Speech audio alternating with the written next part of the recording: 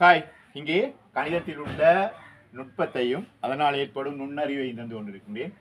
தரம் 3, 4, 5 மாணவர்கள் இந்த கணிதத்திலே உங்களுக்கு தேவையான அலகுகளை வீடியோ கிளிப்பாக செய்து தரப்படும்.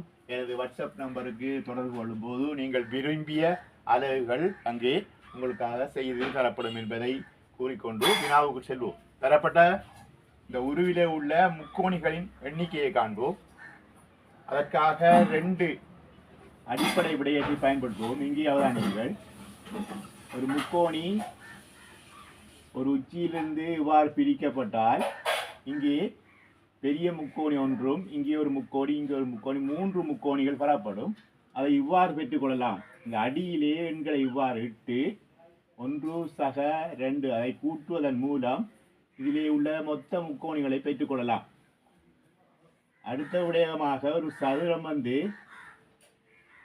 மூலை விட்டங்களாக இப்படி பிரிக்கப்படும் பொழுது இங்கே பல்வேறுபட்ட முக்கோணிகள் தோன்றும். அதாவது 1, 2, 3, 4, இங்கே 5, இங்கே ஒன்று 6, இங்கே ஒன்று 7, இங்கே ஒன்று 8 முக்கோணிகள் தோன்றும்.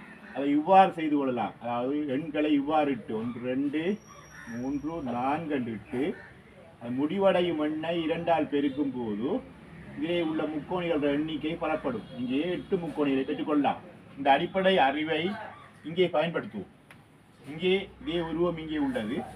இதிலே 8 முக்கோணிகள் பெறப்படும். அதாவது 1, 2, 3, 4 என்று இட்டு அவை 4 தர 2, 4, 2, 8 முக்கோணிகள் இங்கே பெறப்படும். அவ்வாறு இங்கேயும் 4 தர 2, 8 முக்கோணிகள் பெறப்படும். இங்கே முதலாவது அடிப்படை விடயத்தை பயன்படுத்துவோமா இருந்தால் இங்கு முக்கோணியின் உச்சியிலிருந்து இங்கே அடிக்கு வரையப்பட்டிருக்கு கோடு. ஆகவே எண்களை இவ்வாறு இட்டு இதிலே கூட்டும் போது 3 முக்கோணிகள் பெறப்படும். மேலதிகமாக பெறக்கூடிய முக்கோணிகளின் எண்ணிக்கையை பார்ப்போம். இங்கே அவதானியங்கள். இங்கே 8, இங்கே 8, இதிலே 3 பெறப்பட்டுள்ளது. மேலதிகமாக இங்கே அவதானியங்கள். இவ்வாறு ஒரு முக்கோணி, இவ்வாறு ஒரு முக்கோணி, 2 முக்கோணிகளும். இங்கே அவதானியங்கள். இதிலே ஒரு முக்கோணி 1, இங்கே ஒரு முக்கோணி 2ஆகவும். ஆகவே மொத்த முக்கோணிகளின் எண்ணிக்கை இங்கே 8 மற்றும் 16, 19, 21, 23 முக்கோணிகளை இங்கே நாங்கள் பெற்றுக்கொள்ளலாம். நன்றி மாணவர்களே.